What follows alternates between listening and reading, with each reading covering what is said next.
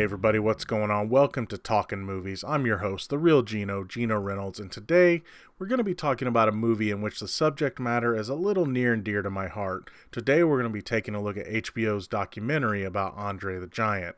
HBO takes a look at the life and career of the professional wrestler Andre Rousimov, who gained notoriety in the 1980s as Andre the Giant.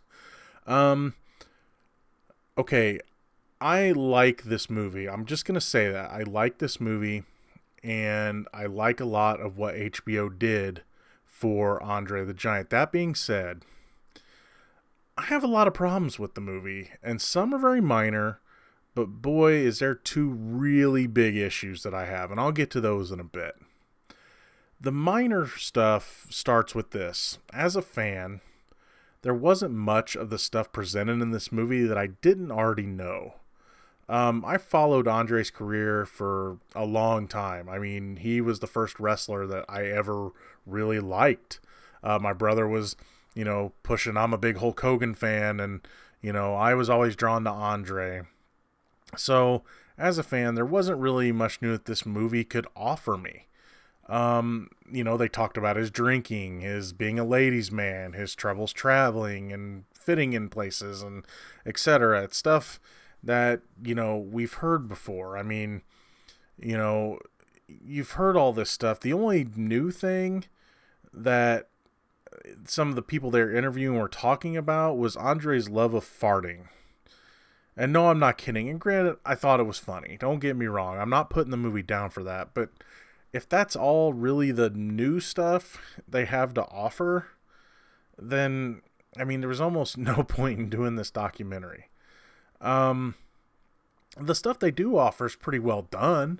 They show his growing up, his wrestling career, the stuff from The Princess Bride and other acting parts that he had and everything else. So that stuff was good. But the movie felt a bit incomplete. And part of the reason why is this. There was a documentary years ago that I would almost call a companion documentary to this that you can see on Daily Motion. Good luck finding it on YouTube. I couldn't, but Daily Motion had it. Biography had a movie called Andre the Giant Larger Than Life. And what I really liked about this one, and I went back and watched it again after I watched HBO's documentary, is that since it was done years ago, it has more interviews with people that knew Andre best. There's Classy Freddie Blassie, Lord Alfred Hayes, Gorilla Monsoon, etc. And nowadays, a lot of people that knew him are now gone. I would have loved to have, they didn't get it for the other one either, but I would have loved to have heard what Roddy Piper thought of him. And I've seen YouTube interviews with him, and, the way he talked about him. I would have loved to hear what Randy Macho Man Savage, Ricky the Dragon Steamboat. I would have loved to have heard more from the groups that were there. Now, granted, there's some that are still around that could have participated in this. But the ones that really knew him best are gone now. So I think that's one way that this documentary suffered. Both the movies did have Tim White, who I've met. When I met The Undertaker a few years ago, Tim White was his handler, but he was also Andre's handler. And listening to him on both documentaries, you could tell that this guy was legit and he really cared. And, you could tell that both times, in both documentaries, he's heartbroken anytime he talks about it. He seems like a real genuine guy. And when I met him, he seemed like a real genuine guy. So those that may not know who Tim White is, he was a handler, plus he did refereeing and things like that for WWE. So then he also had Hulk Hogan and Vince McMahon. This is where my two really big issues with this movie come in. Issue number one. This movie stops telling the story of Andre. I don't know how far in it was. I wasn't timing it. But it goes into setting up Hulk Hogan, which I understand this. Jason her, I guess that's how you pronounce his last name, the movie's director, said in an interview that Andre's story is the story of Andre and Hulk Hogan. you know,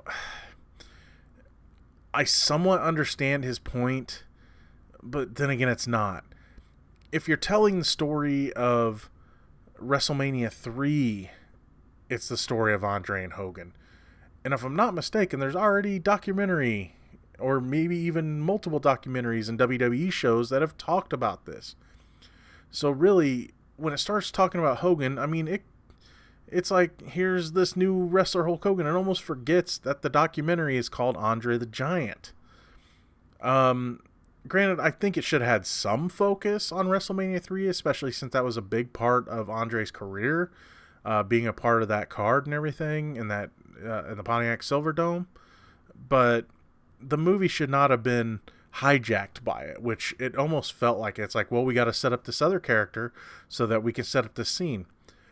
You didn't need that long to set up Hogan. Now, Hogan gives a lot of insight and is one of the bigger interviewees in this movie. And I know he knew Andre, but, you know, the movie almost becomes focused on him.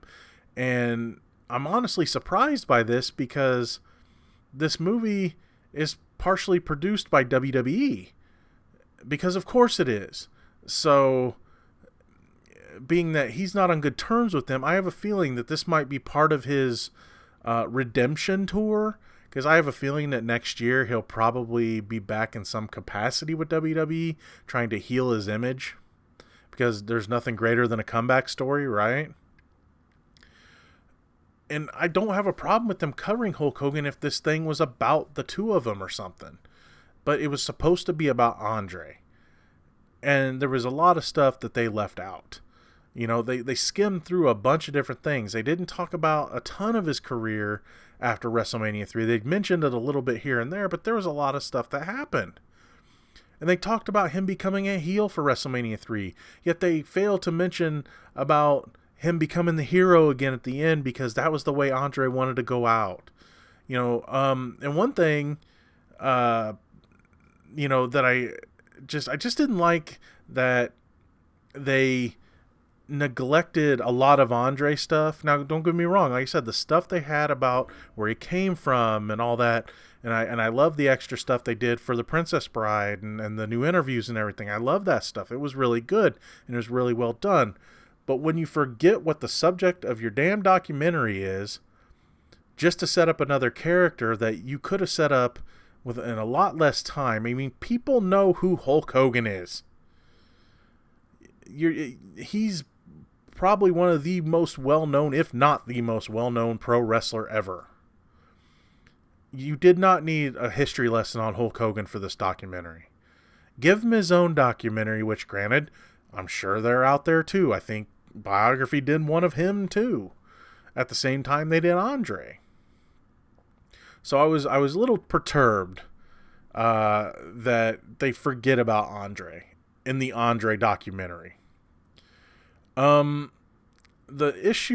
other issue I have, issue number 2, and this is the big one, and this is forever going to be a thing. WWE, aka Vince McMahon, controls the narrative. There's a lot of issues I have with WWE documentaries, and you can look at the one they did on Ultimate Warrior before he came back and they loved him again, the self-destruction of the Ultimate Warrior. They can say and do anything they want, and honestly, a lot of times, you know, granted, Ultimate Warrior was a bit crazy, you know, so I understood, but I mean, they can say and do anything they want and control the narrative, and basically whatever they say goes.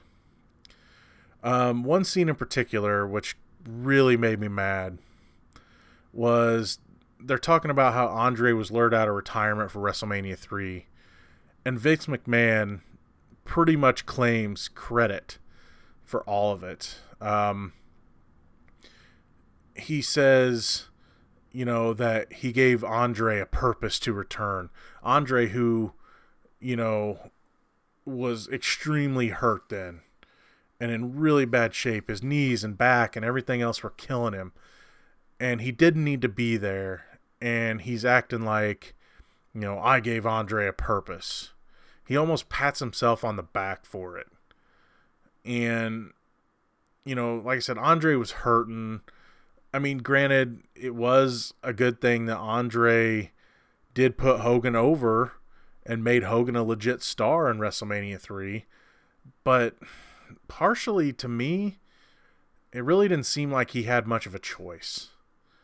I mean, Andre, he was at a point where he couldn't move, and he was in bad health. And I don't know, it felt like he didn't need to be there, but he was lured back, and it was less purpose to be there versus probably, well, I'll give you money, and I don't like the fact that he's controlling the narrative. Also, in the control the narrative thing, the WWE always claims that Andre finished up his career in the WWE, WWF at the time. But that's not true. Granted, it's hard to watch because he can barely move and he can only stay in the ring for a few minutes at a time. His last match was in Japan. But again, the WWE can say whatever they want. And granted, the longer Andre is gone and the longer that people that knew him are gone and are still going, the more they can shape the story however the hell they want. And what I was hoping to get from this HBO documentary was like what they did with other documentaries, like when they did the MMA one, and they didn't pull any punches. No pun intended. They're not HBO usually never seem to be afraid to ruffle a few feathers. And that's what I was hoping for this. I'm not saying I wanted them to bury Andre, but I wanted them to show the most legit version of his history that they could. And they failed. Again, they showed a lot of cool stuff, and I really liked a lot of it. I loved the interview with like Ric Flair, especially when he was talking about, well, what do you think it's like for Andre to be with a woman? I mean, he wears like size 22s or whatever. And you get the joke, right? I liked a lot of that stuff. A lot of the stuff Hogan was saying I liked, but then again, I'd heard most of it before. It was about him, Andre may not put me over at WrestleMania 3, all that stuff. All that stuff's in there. But what I didn't like about it is, a lot of the people that knew Andre weren't there. And Vince McMahon can say whatever he wants, and that's the law. And what I really would like to see, and what we really need, is a documentary that the WWE can't manipulate. But that's never going to happen. Because think about it. If you tried to make a documentary about something involving the WWE but didn't give them any say or stroke, well, you're not going to get the footage you need because, say, that character spent most of his career there. And that's just sad. I almost feel like they need to do some unauthorized documentary on him and just use photos that they can get from, old, PWI magazines and stuff. Granted, I don't know how close they are with Vince and the boys, But it pisses me off that we're never going to get the real story of everything. Granted, we get a lot of facts and everything, but I would have rather have, I wish they wouldn't have spent so much time just telling a wrestling story. And don't get me wrong, I love wrestling.